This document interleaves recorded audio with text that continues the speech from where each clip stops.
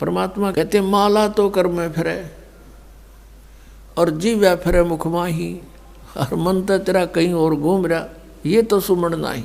108 मंत्र आपको बताए जाते हैं, ज़्यादा भी कर सकते हो कोई बात नहीं, और किसी दिन कम भी रह जाता चिंतित नहीं होना चाहिए, क्योंकि परमात्मा को पता है काल ने यू एजेंट छोड़ रखा मन कि यू भक्ति ना करने दे तुमने। लेकिन कुछ दिनों के बाद आत्मा इस पे प्रभावी ऐवी हो जाएगी और बैठ के इस पे भजन कराया करेगी। फिर श्वास का मंत्र आ जाता है, ये मन भागता है, फिर थोड़ी देर पाछा फिर चेतन हो जाए, फिर करे, तो ऐसे करता रहे, ऐसे अभ्यास बनेगा इसका, ऐसे ही चलता है। और कुछ दिनों के बाद आपको रात्रि में भी, स्वप्न में भी आपका सिमरण शुरू हो जाया करेगा, सोते सोते सोते सोते श्वास उश्वास से। और एक श्वास उश्वास की इतनी कीमत है सतनाम की, 2 अक्षर की। और तीसरे का तो कहना है कि सार नाम तो वो तो एक का जपया हुआ घना काम करते हैं। तो इतने धनी बन जाओगे आप इस भक्ति से। ये भक्ति और फिर आशा, आशा यहाँ के नहीं रखे, जरा अंत में आपकी इच्छा, किसी बेटे या बेटी में, कार या कोठी में, पोते या पोती में, किसी प्रकार देवता या देवती में, किसी भी सतिथि में। मान लीजिए आप वृद्ध होगे और उधर से आपकी बेटी विधवा होगी, तो आपके साथ काल ने यूं और एक जाल कर, बेटी वही विधवा होगी जो नाम तो दूर होगी। अगर बेटी भी नाम ले रही होगी तो नहीं हो सकती उकचुक, गारंटीड बात है। और ऐसा हो जाता है तो फिर आपके मन में काल पैदा करेगा प्रेरणा, बता के होगा बेटी का, क्या होगा बेटी का। वह बेटी महात्मा रह जाएगी, फिर वहीं की से पशु बनकर वहीं फिर हल खींच रहा होगा। एक किसान था, परमात्मा की आत्मा था, कहते हैं जो जन मेरी शरण है। पुणात्मा आप समझोगे, क्योंकि बालक नहीं बुद्धिमान समाज है आज मानो। किसी का बालक बिगड़ जाए, बेटा या बेटी, उस माता पिता से पूछ कर देखो वो कितना दुखी रहता। सपने में भी उसको ये चिंता बनी रहती है कि किस प्रकार मेरा बच्चा फिर से लाइन पकड़ जाए, उसके लिए कितना दुखी होता है। और हम उस परम पिता के बच्चे, उसी के बेटा बेटी हम, और वो हमारे, हम कितने बिगड़ के यहाँ आगे इस काल का फंस गए। अब ये हमारी रेल बना रहा है सबकी, बिरान मट्टी के रखी यहाँ पर, ले लिए टिंडिया हमने इसके साथ आकर के। लेकिन वो कहते हैं ना माता पिता बुरे नहीं हो सकते, बेटा बेटी वैसे 100 गलती कर दे। अब उसी विधान से वो हमारा पीछे फिर रहा है। परमात्मा कहते हैं कि जो जन मेरी शरण है, एक बार भी किसी युग में ये भोली आत्मा मालिक से टच होगी, कभी उसके भेजे हुए दास से कभी उपदेश ले लिया, तो फिर वो रह भी गया यहाँ पर, फिर भी मालिक उसके पीछे पीछे फिरता, कभी इसने सद्बुद्धि आ जा, किसी प्रकार फिर से ये लाइन पकड़ दे। तो ऐसा ही एक किसान था। अब उसके पास परमात्मा गए और उसे राम रमी करी, क्योंकि पिछला संस्कार जो होता है उसमें गुण होते हैं। उस किसान ने कहा आओ महाराज, आओ बैठो, भोजन पाओ महाराज, दूध लाओ रे तेरे चाचा महाराज खातिर दूध लाओ। बहुत सेवा करी। अब परमात्मा ने कहा, भक्त कहा चौधरी साहब कुछ भक्ति भी कराया करो। बोला जी भक्ति करा हम खूब है। क्या करते हो? शिव जी भगवान का जल चढ़ा जा और श्याम जी की पूजा करते हैं। 8 ने पूड़े तार लिया, 2 ने खीर बना ले, और कभी कभी गंगा स्नान भी करके आते हैं। तो परमात्मा लगे उन्हें समझान, काफ़ी देर तक सत्संग किया, समझाया। अब पुण्यात्मा थी काफ़ी प्रेरित हुआ, महाराज बात तो सच्ची कहो तुम। कहा फिर उपदेश ले लो भाई। अकना अभी नहीं, अभी तो बालक छोटे छोटे हैं, इनको कुछ इनकी विवाह कर दूं और ये काम संभालने जोगे हो जाए महाराज जी, फिर पक्का नाम ले लूँगा। परमात्मा चले गए, साधु रूप में थे। बालक भी विवाह कर दिया बच्चों का, वो सारा कारोबार भी संभाल रहे हैं और पोता पोती भी हो रहे हैं। तब परमात्मा गए, अक भाई भगत अब तो आजा मेरी शरण में। न्यू बोला महाराज जी तू अच्छा पीछे पड़ा मेरे, छोटे छोटे पोता पोती हैं, बच्चे खेतों में काम करें, इन बालका ने कौन खिलावेगा। इब नहीं माड़े ये बालक ठीक हो जाने दे, पोते पोती माड़े बड़े हो जा थोड़े से, फिर आना। अब वो फिर गए परमात्मा, 5-7 वर्ष के बाद बूढ़े की टिकट कटी पाई, वो मर लिया। अब क्या देखा कि वही व्यक्ति अपने ही घर में बैल बनकर आ रहा है और पुत्र उसने हल में जोड़ रहे। वहां पहुंचे परमात्मा। अब वो बच्चे जाने थे महाराज को कि आओ महाराज जी आगे। कहा गया भाई, बोला भाई डटिए, एक दो बात कर लो तेरे पिताजी ते। वो बच्चा बोला जी पिताजी की तो मृत्यु हो ली। बोला भाई, वो परमात्मा बोले मुझे मालूम है। अब उस बैल के पास गया, कान में कुछ मंत्र से बोले। वो उसने तो मंत्र लागे थे, परमात्मा उसकी भाषा में बोल रहा था। तो बैल ने अंदर से बोल तो वो नहीं सके था, अंदर की भाषा भी जानते हैं मालिक। अब उसने कहा बाबा, परमात्मा ने कहा रहा ईब तो आजा मेरी शरण में, तेरा यू शरीर छुटवा दूंगा यहीं पर और तुझे मनुष्य जन्म दिवा दूंगा। तो नो कह महाराज जी तू जा अपना काम करे।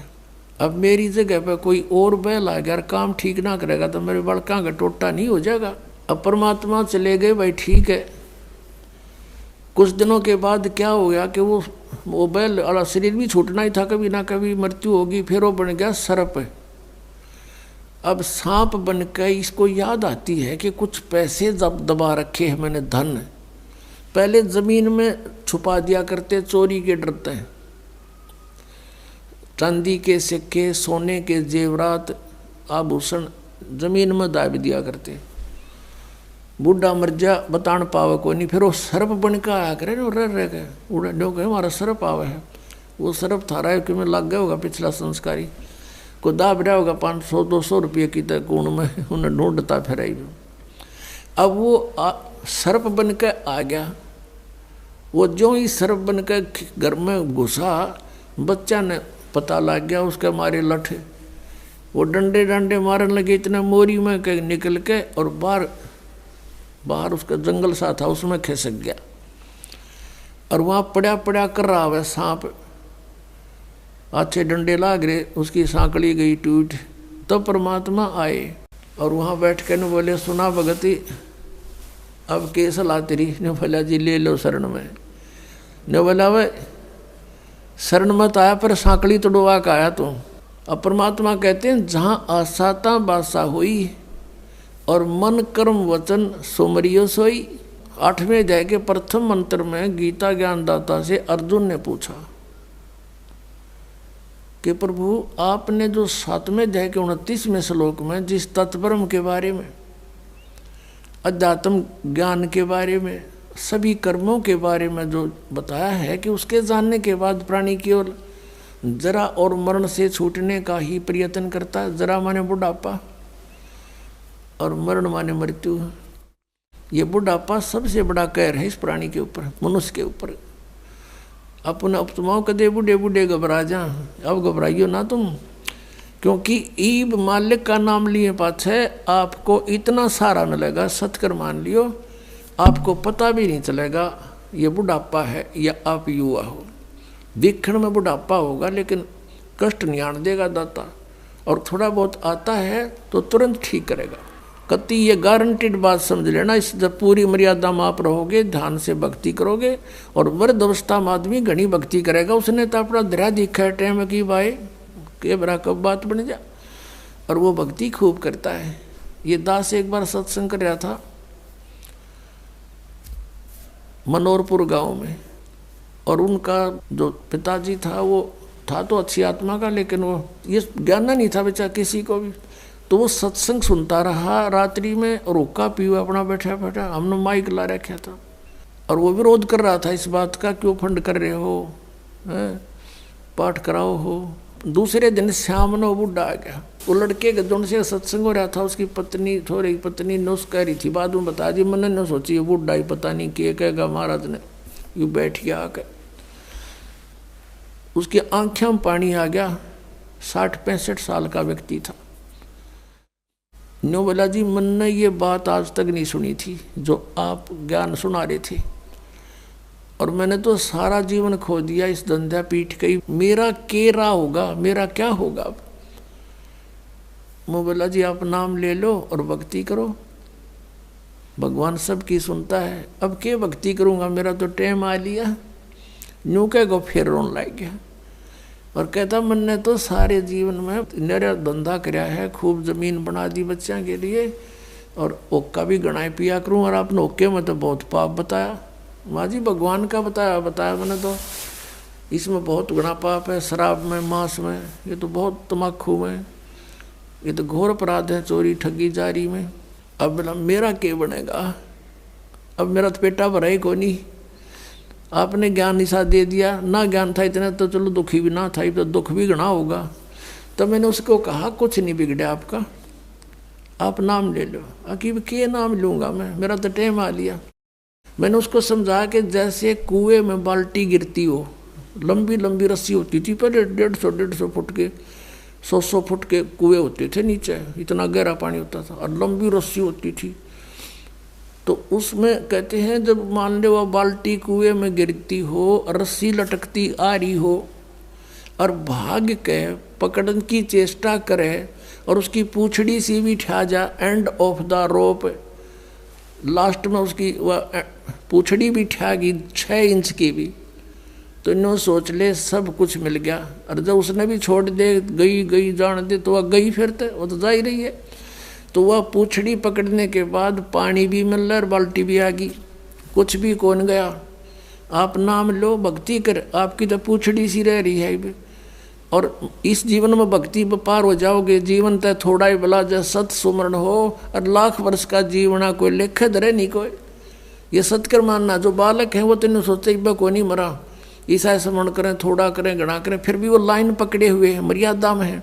और बुढ़ा आदमी तेने सोचा बेरा नहीं कद कट जा, दिन रात अपना भक्ति में ध्यान रखेगा, तो वह बात उसका करड़ी समझ में आएगी।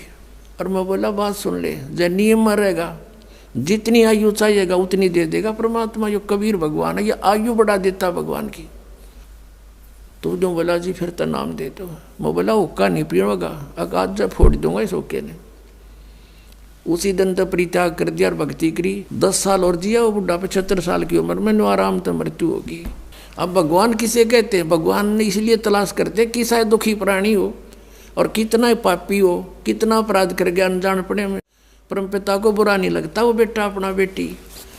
अब परमात्मा कहते हैं शरण पड़े को गुरु संभाले, और जान का बालक भोला रे, कहे कबीर तुम चरण चित राखो, जो सुई में डोरा रे। अपने गुरुदेव के प्रति इतना लगाव रखो अटूट, जैसे सुई में धागा डाल दिया जाता है तो उसे दूर नहीं हो सकता, वो लटकता ही रहता है साथ के साथ।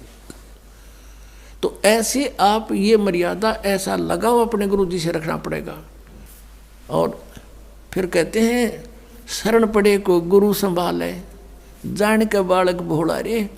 जैसे अनजान बच्चा पालने में झूल रहा है, उसने टट्टी भी कर दी, पेशाब भी माए कपड़ों में कर दिया, और हाथ पैर सारे खराब कर लिए।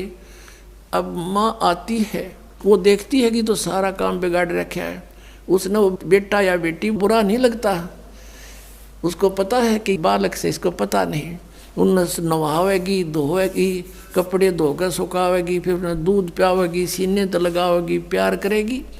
तो ऐसे ही परमात्मा को जानो तुम, सतकर मानना ये कबीर हमारा भगवान है, ये परम पूज्य परमात्मा कबीर देव ये हमारे पिता है, ये हमारी माता है, यही हमारा सच्चा साथी है। तुमेव माता च पिता, तुमेव बंधु च सखा, तुमेव विद्या च द्रविण, तुमेव सर्व मम देव देव, ये वो परमात्मा है।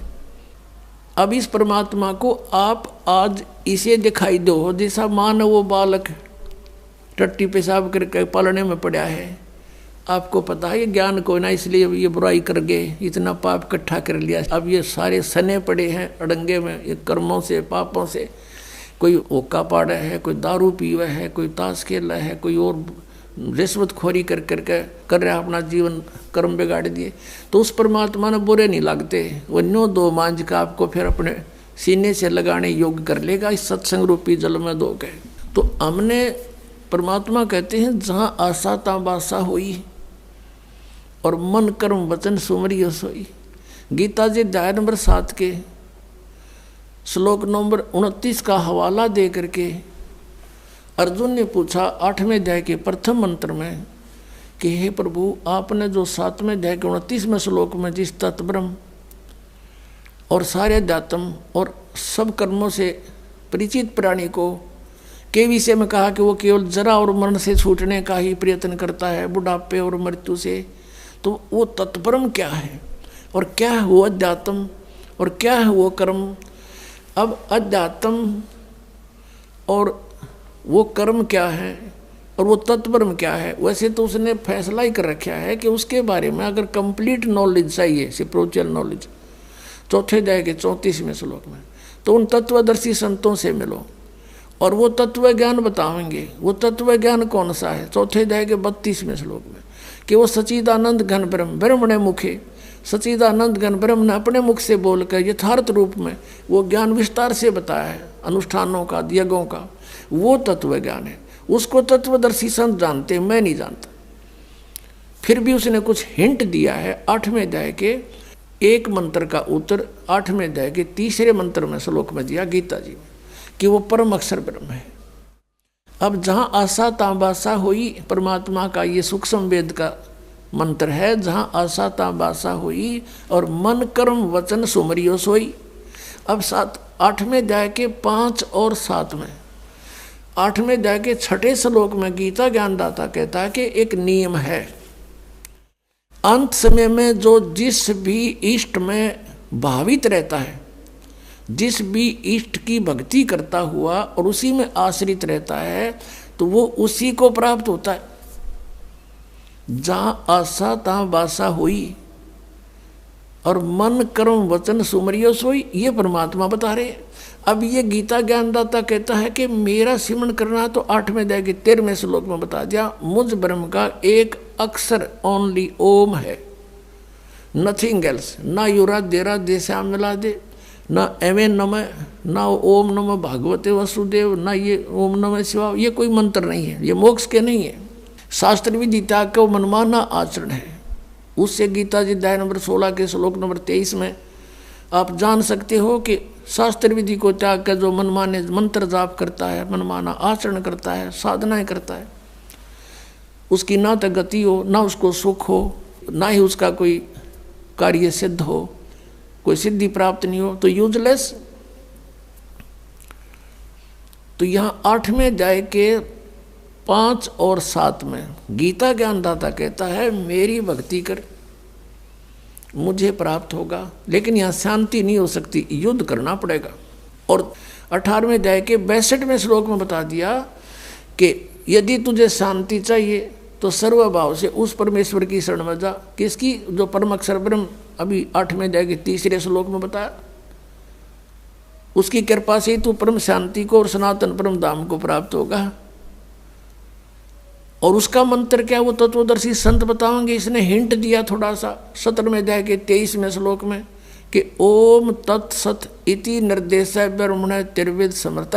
ब्रह्मण माने सच्चिदानंद घन ब्रह्म का ओम तत्सत, ये 3 प्रकार का मंत्र है।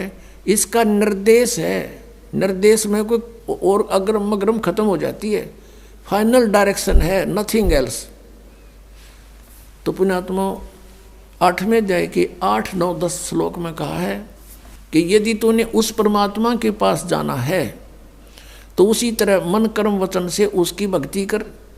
उसका मंत्र बताएंगे तत्वदर्शी संत। ये ओम तो सीधा इस ब्रह्म का है, तत् और सत ये कोड वर्ड हैं, सांकेतिक शब्द हैं।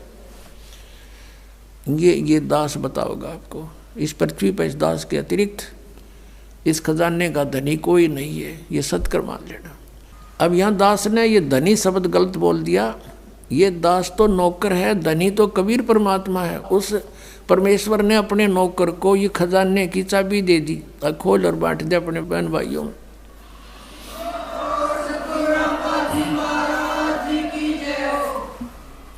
अब इसको प्राप्त करो और भक्ति, अब जैसे वहाँ कैसे जाया जाएगा, आशा भी वहाँ की हो कि नहीं, ये मन मान लो।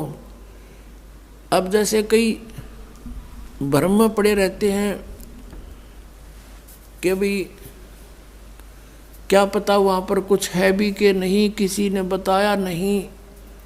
तो पुण्यात्माओं, अब ये दास आपको बताने लग रहा, एक बनी 100 बतावे, और आँखों देखा जिन महापुरुषों ने उस स्थान को देखा है, वापस आकर बताया है, उनकी प्रमाण देने लग रहा। तो ये विश्वास हो जाना चाहिए। और फिर जब ये पक्का विश्वास हो जाएगा कि वहाँ हम सुखी होंगे, और जैसे ये राधा स्वामी और जितने भी वो पंथ से सब ये कहे हैं, वहाँ सतलोक में परमात्मा नहीं है। परमात्मा तो है पर उसका आकार कुछ नहीं, प्रकाश ही प्रकाश है, प्रकाश ही प्रकाश, ऐसा प्रकाश। जब वहाँ भगवान है दी से, यहाँ पर आमी से, वहाँ पर अनाथ हुआ, अनाथ यहाँ पर, फिर वहाँ क्या करेंगे? कहते हैं वहाँ अमर पद में जाकर आत्मा अमर आनंद लेती है और जल में मिलकर जल का रूप हो जाती है। फिर टट्टू आनंद लिया जब डूबी का मृगी जाते हुए, आनंद क्या लेंगे? वो कहाँ लेंगे, कैसे लेंगे आनंद वो? अब ऐसा आनंद है जैसे यहाँ कोई आदमी दुखी हो रहा हो, कोई कोर्ड से, कष्ट से, तो घर वाले भी नो क्या करे, भगवान यू मर जा तो सुखी हो जा। वो मेरे पास हो गया सुखी, फिर गधा बन गया, बता के सुख होया उसने। तो ऐसी थ्योरी इन पंथों वाले की हैं जो भगवान को निराकार प्रकाश प्रकाश बता रहे हैं और उसमें डूब के मरने की सलाह दे रहे हैं। तो क्या रुचि बनेगी वहाँ जाने की? बन सके किसी की? वो बनावटी बातें हैं ये। वो झुंड के झुंड इकट्ठे हो रहे हैं क्योंकि आत्मा भगवान बना रह नहीं सकती। वो इसलिए सोच रही है शायद ये कह रहे साची ये बात होंगी, पर वहाँ जान की नीत किसी की कोई ना, और साधन नहीं वहाँ पर जाने के। तो ये साधन हैं, ये मंत्र हैं, ये सब प्रमाणित हैं, शब्द सदग्रंथों में लिखे हुए हैं, शास्त्र अनुकूल साधना है। और जिन महापुरुषों ने भगवान की भक्ति करी उन्होंने भी यही मंत्र जाप किए। तो ये आपको भक्ति भक्ति करना शेष रह गया, ये अग्रम अग्रम खत्म होगी, शंका खत्म होगी आपकी। और जब तक शंका समाप्त नहीं होती हम भक्ति कर ही नहीं सकते। तो इस प्रकार वहाँ की कति पक्की आस्था ला लो, यहाँ तो मृत्यु होगी, दोबारा जन्म हो गया तो वह बिरन मट्टी फिर शुरू, विवाह हो गया, रोजी रोटी की चिंता ना बनी तक कितने, कोई बालक मर गया, कोई बच गया, और फिर बुढ़ापा, फिर मृत्यु, फिर पशु पक्षियों की योनियों में धक्के खाने पड़ेंगे। तो इस तरह सारा प्लस माइनस करके और फाइनल फैसला कर ले प्राणी, ये भगवान यहाँ जन्म ना दियो, चाहे हमने तो राष्ट्रपति बनाता हो, हमने इसकी जरूरत है। इंद्र दा राज कागदा बेष्टा ना भोगा इंद्राणी नू, ऐसी आस्था बन जाए। इंद्र का राज भी काग का बीट है। यहाँ किसी भी पद पोस्ट की इच्छा मत करना। ठीक है कोई सर्विस कर रहा है वो तो अलग बात है, प्रमोशन हुआ तो हुआ, नहीं तो इस बात की आशा नहीं करे कि मैं बहुत बड़ा अधिकारी बनूं जब व्यापार पड़े। जहाँ रखे भगवान उसी तरह रहे, और अलग से किसी भी पद की ट्राई नहीं करे। किसी सरपंच की, मेंबर की, एमएलए एमपी चेयरमैन की, मुख्यमंत्री मंत्री प्रधानमंत्री की, ये आपका सबसे बड़ा शत्रु हो जाएगा। इधर झांखे भी नहीं, अपना पीछा छुटवाने की सोचे पुण्यात्मा। इंद्र दा राज कागदा बेष्टा, हम तो यहाँ एक छोटे मोटे क्षेत्र में कोई मंत्री प्रधानमंत्री बन के सोचा पता नहीं के बन गए, और अपने ही पुण्य नाश करने। परमात्मा के स्वर्ग को जो सबसे उत्तम मानते थे, स्वर्ग को, उस स्वर्ग का राजा, वो राज की पदवी भी हमारे लिए तो उस सतलोक के सुख की तुलना में काग की बीट है, काग की टट्टी समझो। तो वो कैसा होगा वो लोग, ये समझ लो जैसे हलवे की तुलना में तम्बाकू कूट रखा हो। अब तम्बाकू कोई खा सके, कोई गणा निकम्मा खागा तम्बाकू ने, और हलवा किसी अंदर दे जी सा जा, बुढ़ा भी खा जा बिना दांताड़ा, और वो टेस्ट लगे। तो कहने का भाव ये है कि वो स्थान और यहाँ के सुख, इतनी तुलना समझ लेना। अब परमात्मा आए थे 600 वर्ष पहले, कबीर भगवान सतलोक से चलकर सह शरीर आए थे।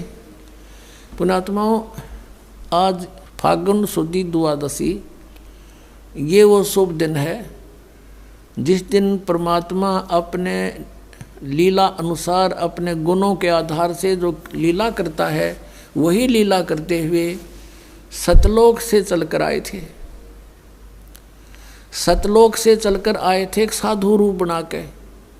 परमात्मा पूरे विश्व की, पूरे ब्रह्मांडों की 3 प्रकार के शरीर धारण करके सबकी देखभाल करता है, सबको संभालता है, केयर टेक करता है। एक रूप में तो वो स्थिर रहते हैं वहाँ सतलोक के अंदर।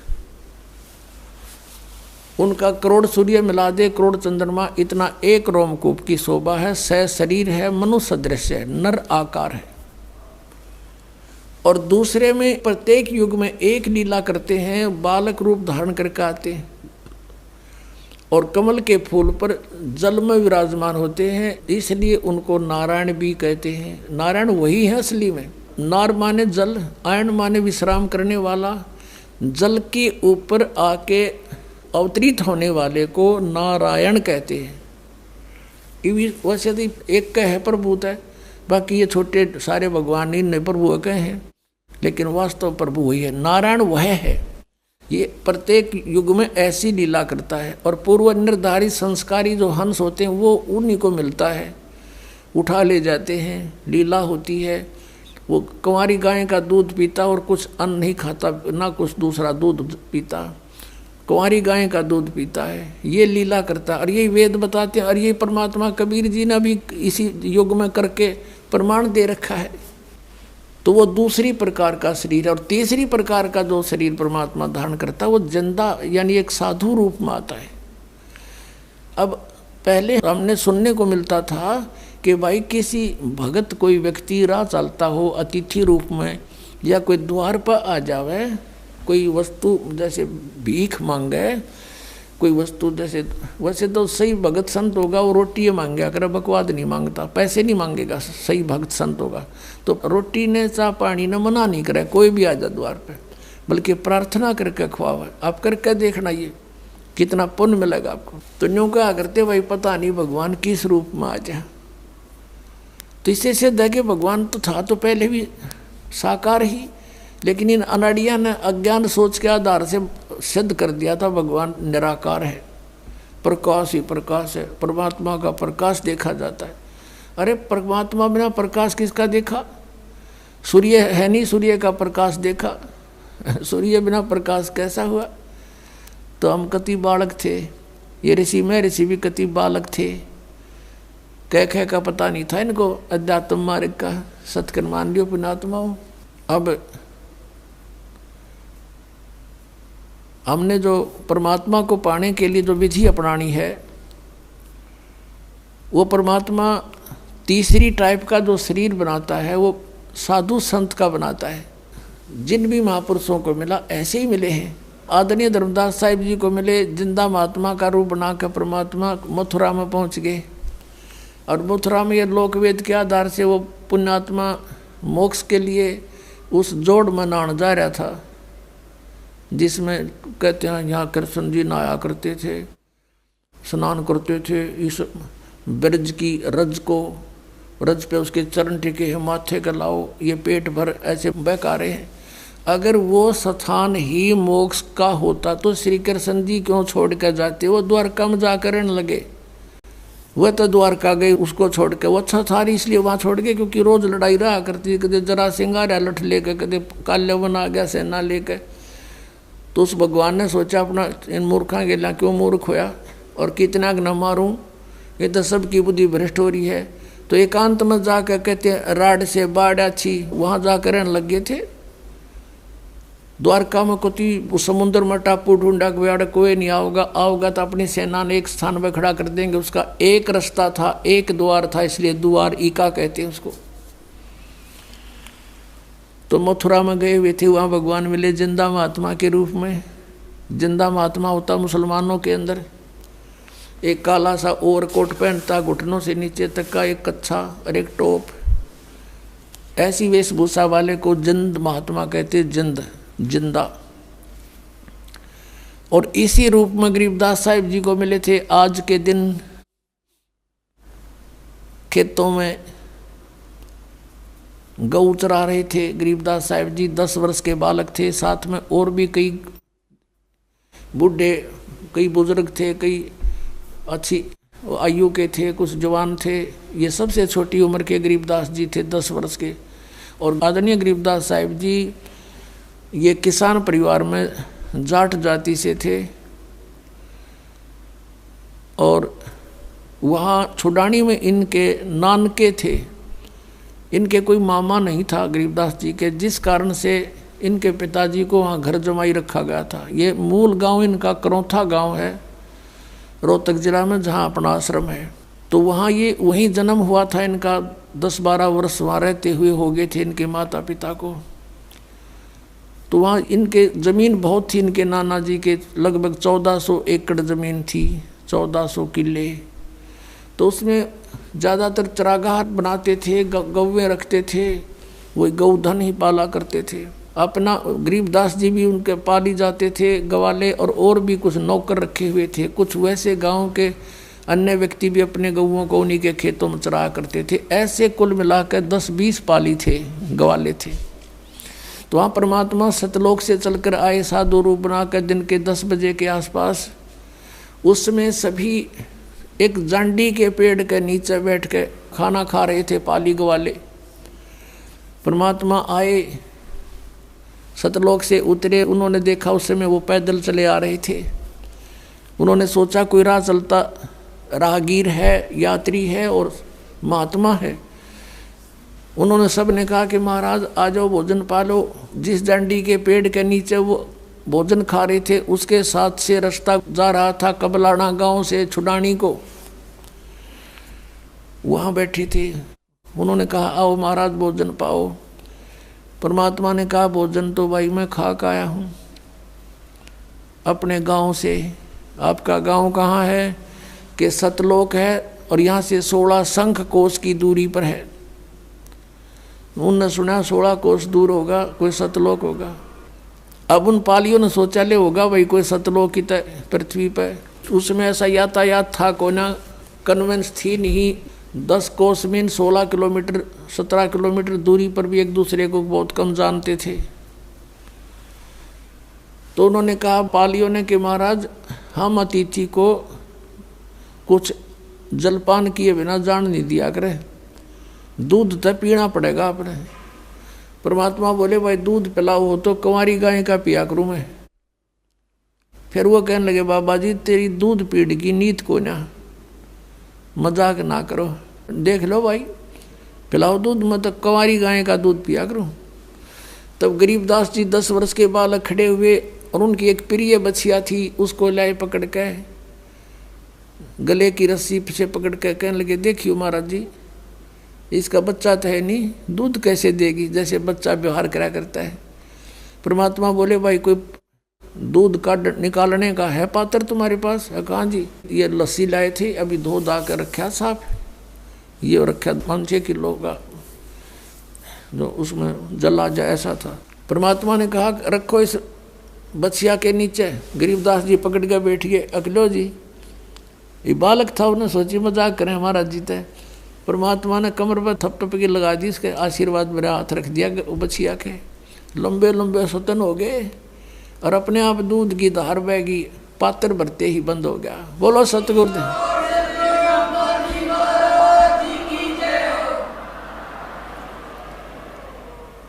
अब गरीबदास जी ने परमात्मा को दिया, कबीर परमेश्वर जी को, सतपुरुष को। कुछ परमात्मा ने पिया, फिर कहा ले भाई पालियो आ जाओ तुम भी पी लो। ये सतलोक से आया हुआ है, यहाँ का नहीं है।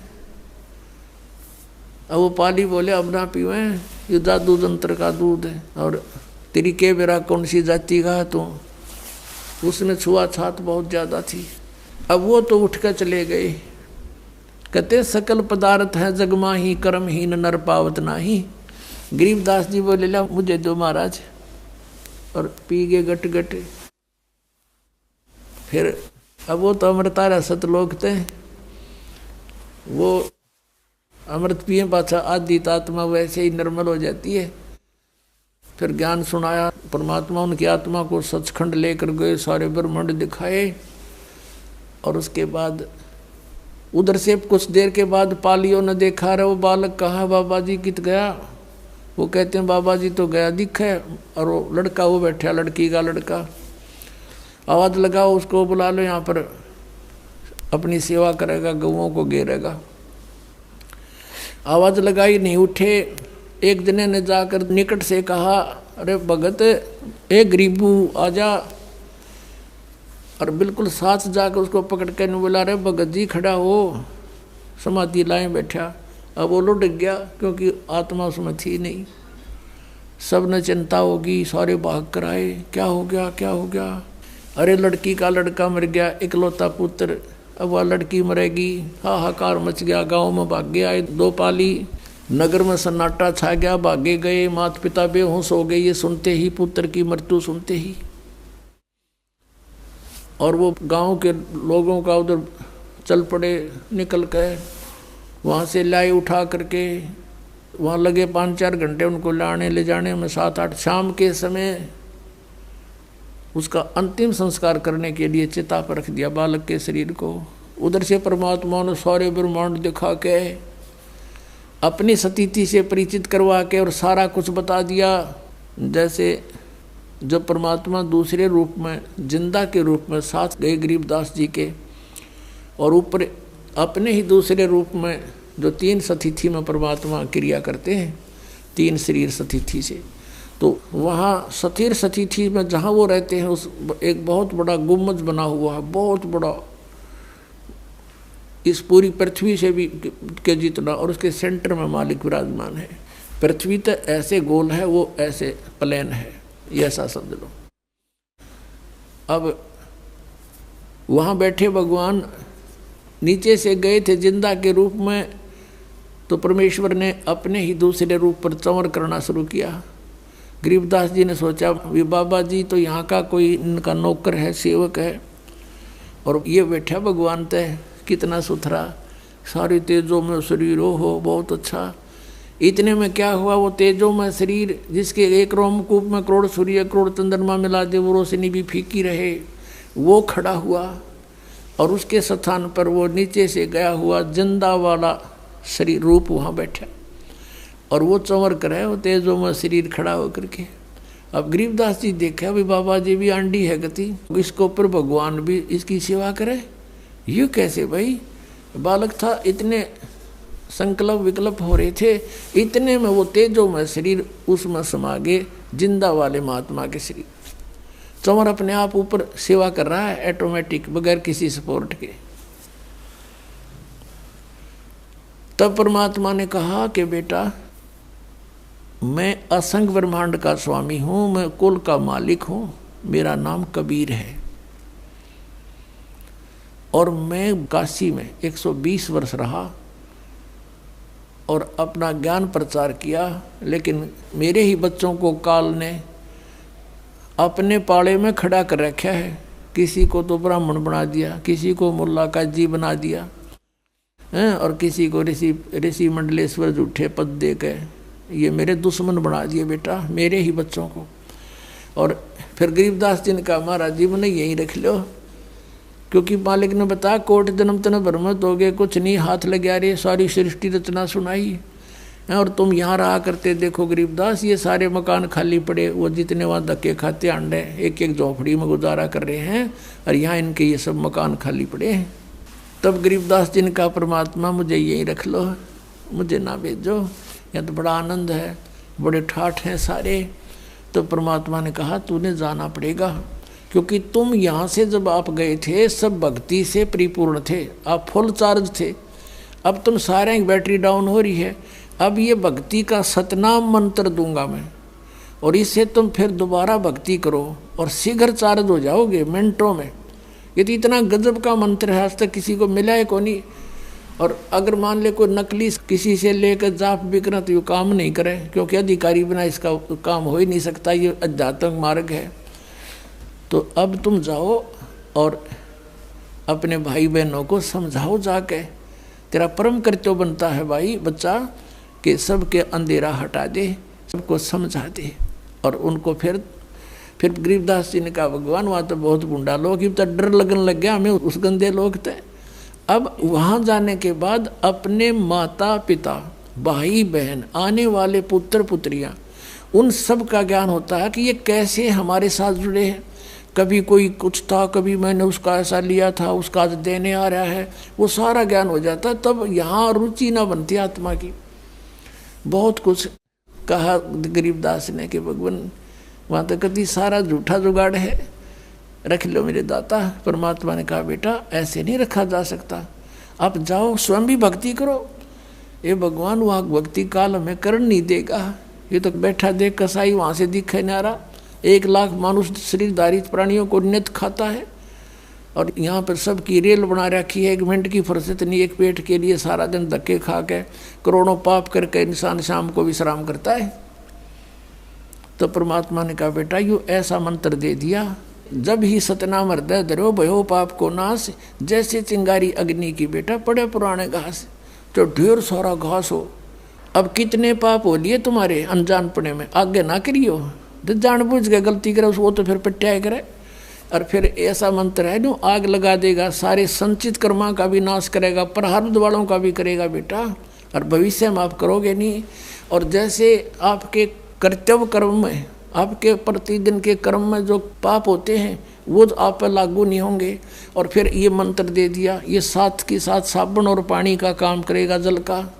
जैसे कपड़ा डेली पहनते हो मैला हो जाता है, साबुन और जल से साफ करो, वैसा ही फिर हो जाएगा। तो ये साधनाएं आपको ऐसी दी जाएंगी, आपका यो आत्मा निर्मल बना रहेगा और पिछले मैल उतर जाएंगे। आगे इस न रोज धोइयो, साधना करते रहना। तो बहुत कुछ समझाया। फिर गरीबदास जी ने कहा परमात्मा मेरे साथ रहना। अग बेटा कोई बात है, भगत का मैं साथ नहीं रहूँगा तो काल तो उसको सबसे पहले मार डालेगा। तो ये सब कह समझा के और भेज दिया वापस। उधर से चिता पर रखा हुआ था अंतिम संस्कार करने के लिए। जो ही परमात्मा ने आत्मा को दोबारा प्रवेश किया, वो बंधन जो ऊपर बांध रखे थे वो अपने आप टूट गए। हलचल हुई, शरीर में खड़ा हुआ, और जो देखा हुआ था वो लोग, वो वाणी मालिक ने गरीबदास जी के हृदय में अपना वो ज्ञान दोबारा फीड कर दिया। क्योंकि दाता को पता था कि काल के दूत मेरे मार्ग में आएंगे, मेरे ज्ञान को कुछ बिगाड़ देंगे, कबीर सागर वाले को। उसकी पूर्ति गरीबदास जी के द्वारा करवा दी परमात्मा ने। और कबीर सागर में लिख रखा है कि 12वां पंथ आओगा जो गरीबदास जी का, संवत 1774 में मेरी वाणी फिर प्रकट होएगी, मेरी महिमा। और फिर उस 12वें पंथ में, ये 12 पंथ तक तो ऐसे ही है, ये भक्ति नहीं कर सकते क्योंकि इनका समझ ना हो या कहानी। 12वें पंथ में फिर आगे चल के हम आएंगे और सब पंथों को मिटाकर एक ही पंथ चलाएंगे।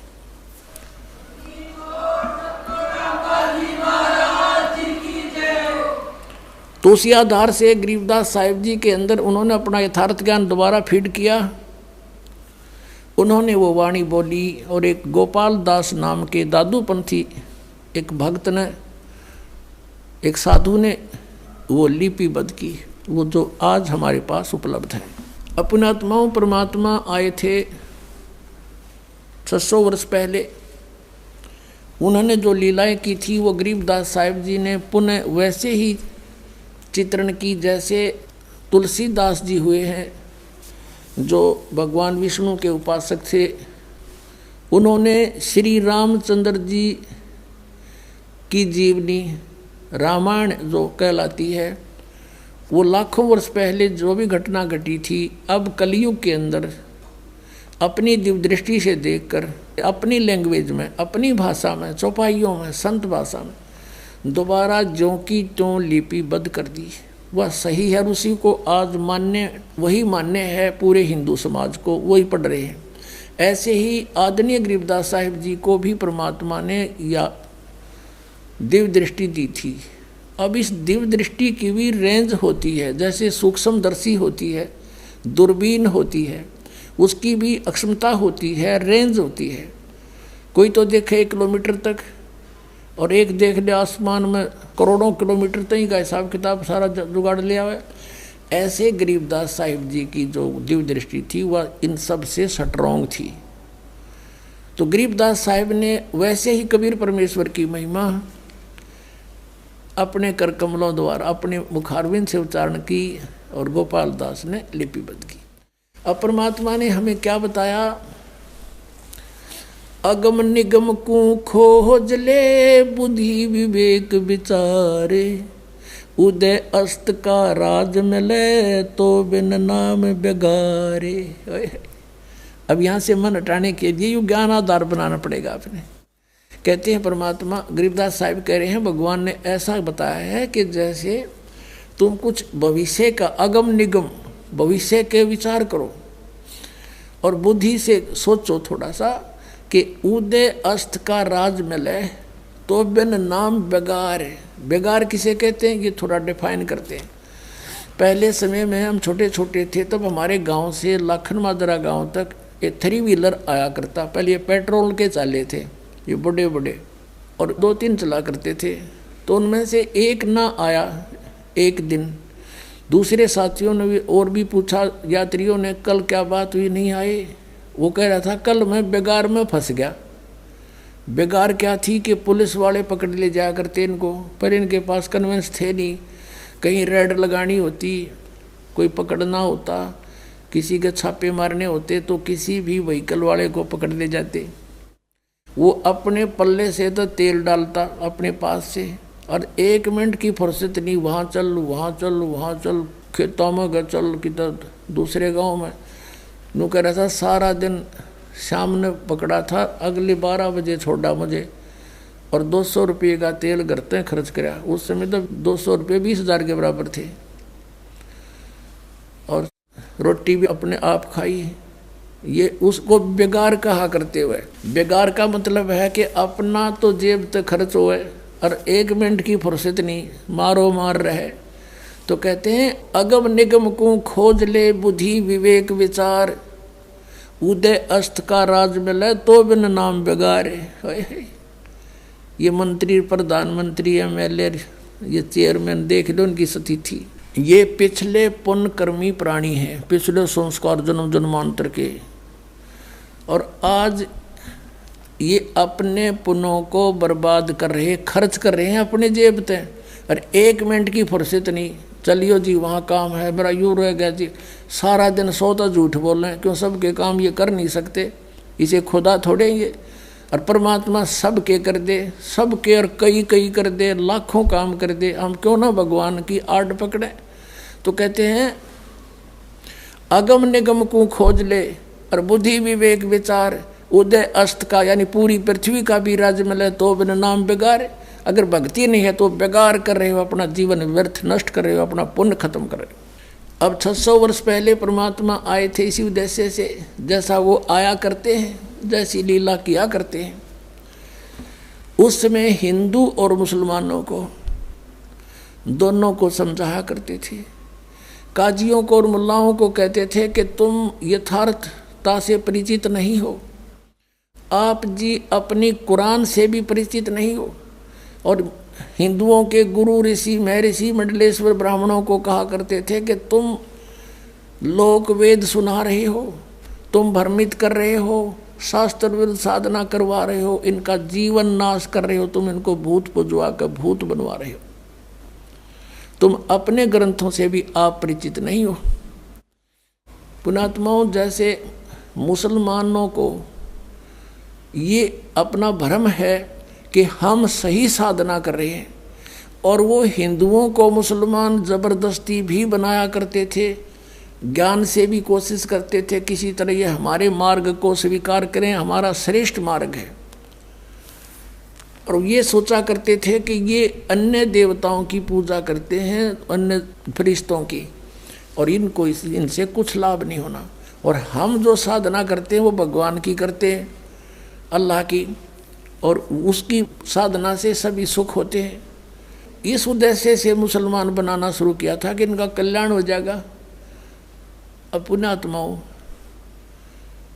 अब कुरान शरीफ के अंदर सूरत फुरकानी है, उसका नंबर 25 है, और आयत नंबर 52 से लेकर 59 में जिस अल्लाह ने कुरान शरीफ का ज्ञान दिया वो मुसलमानों का गॉड है, वो उनका अल्लाह है, उनका परमात्मा है। और वो कह रहा है किसको? हजरत मोहम्मद को, कि हे मोहम्मद, हे नबी, तू इन काफिरों का कहा ना मानना। काफिर कौन? जो कबीर परमात्मा को नहीं मानते, वो कबीर परमात्मा को नहीं मानते। और मैं तुझे इन कुरान शरीफ के अंदर जो गाइडलाइन दे रहा हूँ, हिदायत दे रहा हूँ, इनको तू पक्का मानना और इनके साथ संघर्ष करना। कबीर के लिए, कबीर इज गॉड, अल्लाहू अकबर। जिहाद का मतलब लट्ठम लट्ठा होना नहीं। तू इनकी बात मत मानना, चाहिए तूने परेशान करें या ये ना मानने पर तू मत मानना इनकी बातों को, ऐसे संघर्ष करना। और कबीर परमात्मा है ये मानते नहीं, तो इनकी बातों में मत आना। और ये कबीर वही है परमात्मा जिसने सारे ब्रह्मांडों की रचना की है, और ये पाप नाशक है, अपने बंदों के गुनाहों को खूब अच्छी तरह समझता है और उनके पाप नाश करता है। और ये परमात्मा वही है जिसने 6 दिन में सृष्टि रची और 7वां दिन तख्त पर जा बैठा। और उसकी खबर किसी बाखबर से पूछ देखो। कुरान शरीफ सूरत फुरकानी 25 और आयत नंबर ये 59 में लिखा है कि वो परमात्मा 6 दिन में सृष्टि रच कर कबीर और वो तख्त पर विराजमान हो गया। वो अल्लाह अकबर है, वो अल्लाह कबीर है। उसकी खबर किसी बाखबर से पूछो। जैसे श्रीमद् भगवद गीता अध्याय नंबर 4 के श्लोक 34 में कहा है, गीता ज्ञानदाता भी वही है, कुरान शरीफ का ज्ञानदाता भी वही है। वो अर्जुन को कह रहा है कि अर्जुन तू उस तत्व ज्ञान को जो भगवान ने स्वयं आकर ज्ञान दिया है, वो तत्व ज्ञान है, उसको किसी तत्वदर्शी संतों के पास जाकर समझ, मैं नहीं जानता। और यही कुरान शरीफ बोलने वाला मुसलमानों वाला अल्लाह कह रहा है कि उस कबीर नामक अल्लाह की, उस अल्लाह अकबर की खबर किसी बाखबर से पूछ देखो। तो इसका मतलब है कुरान शरीफ का ज्ञान देने वाला अल्लाह भी उससे बेखबर है, उसका खबर नहीं है उसको। तो वो कंप्लीट नॉलेज कैसे होगा? जो मुसलमान ये सोचा करते हैं हमारा सुप्रीम साधना है, तो अब है ये सब की सुप्रीम साधना जो दास आपको बता रहा है, और इसके करने से सबका मोक्ष होगा। उस समय इन बातों का दुख माना किसने? उन नकली गुरुओं, काजी और मुल्लाओं ने और ब्राह्मणों ने। परमात्मा उनको समझाया करते थे, सभी को अलग अलग से बताते थे, समझाते थे। क्या कहा करते थे कि नबी मोहम्मद नमस्कार है, राम रसूल कहाया, 1,80,000 को सौगंध जिन नहीं करद चलाया। कबीर परमात्मा कहा करते थे कि तुम जिन महापुरुषों का नाम लेकर मांस खाते हो, गायें काटते हो, हत्याएं करते हो, मुर्गा काटते हो, बकरा काटते हो, भगवान ने कितना अच्छा आपको आहार दे रखा, काजू किस्मत सेब संतरे, और नहीं तो ये बाजरा ज्वार गेहूँ चने चावल कुछ भी खाओ, ये अड़ंगा क्यों खाते हो? तुम्हारे नबी ने, हजरत मोहम्मद ने कभी किसी की हिंसा नहीं की। कहते हैं वो तो आदरणीय महापुरुष थे। नबी मोहम्मद नमस्कार है, राम रसूल कहाया, और 1,80,000 को सौगंध जिन नहीं कर चलाया। हजरत मोहम्मद जी के 1,80,000 अनुयायी हुए थे जो कति पाक साफ थे। वो ब्याज तक भी नहीं लेते थे, जिहाद संघर्ष नहीं करते थे, किसी का कत्ल करना भी महापाप मानते थे।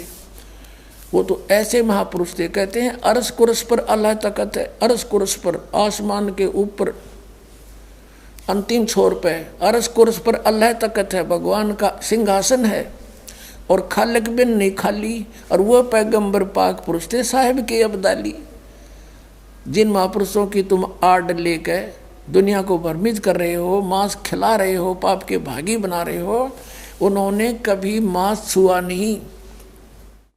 कहते हैं हम मोहम्मद को वहाँ ले गए हो, कबीर साहब मिले थे उस प्यारी आत्मा हजरत मोहम्मद को, और उनको यहाँ एक मिनी सतलोक है परमात्मा का अलग से, जैसे राजदूत भवन होता है, तो वहाँ लेकर गए थे। तो वहाँ इसलिए रखते हैं जैसे जो आत्मा है यहाँ से ले गए वहाँ रख ली, अरे भी ये आ गया भक्ति युग, अब उसको जन्म दे देते हैं परमात्मा। अब ये छोटे छोटे बच्चे यहाँ लग रहे, बहुत पुण्यकर्मी प्राणी है जिनका आँख आड़ा खुला आकर के, ये हंस है वो परमात्मा ने स्टॉक रखा यहाँ पर इस युग के लिए, इस समय के लिए। तो वहाँ ये कहते हैं इच्छा रूपी वहाँ नहीं रहे हो, उल्ट मोहम्मद महल पठाया, इस शरीर में वापस भेज दिया। और गुज बीरज एक कलमा लाया, कहते हैं उसने रोजा बंग नमाज दे रे, बिस्मल की नहीं बात कही रे। बताओ, उन्होंने वो ऊपर से जो आदेश लेकर आया था हजरत मोहम्मद, उसमें बिस्मल यानी गाय को काटना, मुर्गे को काटना, बकरे को काटना, इसको बिस्मल बोलते हैं। ये कहते हैं रोजा बंग और नमाज बताई थी उसने। रोजा माने व्रत, बंग जैसे ऊंचे शोर माज करना, है भगवान हमारी अर्ज सुनना, इसको बंग बोलते हैं। और 5 वक्त की नमाज, कहते सिर्फ इतना आदेश था हजरत मोहम्मद का, ये मांस खाने का नहीं था।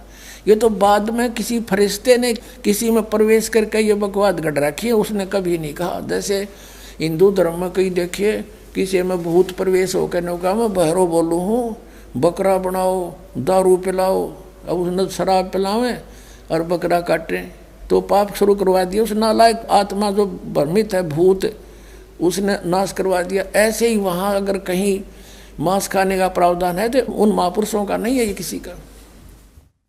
तो कहते हैं रोजा बंग नमाज दई रे, बिस्मल की नहीं बात कही रे, अरस कुरस पर अल्लाह तकत है खालिक बिन नहीं खाली, वह पैगंबर पाक पुरुष थे साहिब के अब्दाली।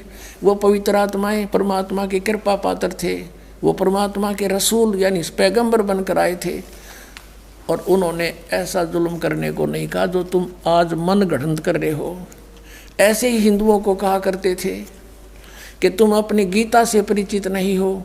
गीता में तुम कहते हो श्री कृष्ण जी ने ऐसा बोला, श्री कृष्ण जी तो कहता मेरे तो जन्म और मृत्यु होते हैं, मैं तो नासवान हूँ। अगर तुम ये मानते हो श्री कृष्ण ने गीता बोली, और वो कहते हैं 18वें अध्याय के 62वें श्लोक में कि अर्जुन तू सर्वभाव से उस परमेश्वर की शरण में जा, उसकी कृपा से परम शांति को, सनातन परम धाम को प्राप्त होगा। तो परमात्मा ने कहा तुम मिसगाइड कर रहे हो, तुम्हारे वेदों और गीता में ये हरे कृष्ण राधे श्याम राधे राधे श्याम राधे ये मंत्र नहीं है, ये शास्त्र विदिता का मनमाना आचरण है।